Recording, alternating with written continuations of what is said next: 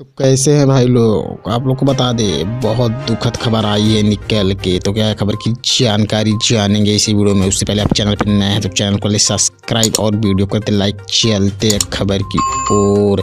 तो आप लोग को बता दे भाई लोग दुखद खबर निकल के आ गई है, जिसको सुनकर पब्लिक पर दुखों का पहाड़ टूट चुका है और ट्रेंडिंग स्टार केसारी लाल पे भी दुखों का पहाड़ टूट गया है। इनके फैंस बोल रहे हैं भैया आप मत टूटिए, आपके साथ भगवान और आपके फैंस पब्लिक पूरी साथ दे रही है। तो आप लोग को और ज़्यादा टाइम वेस्ट नहीं करते हैं, आपको खबर की ओर लेके चलते हैं।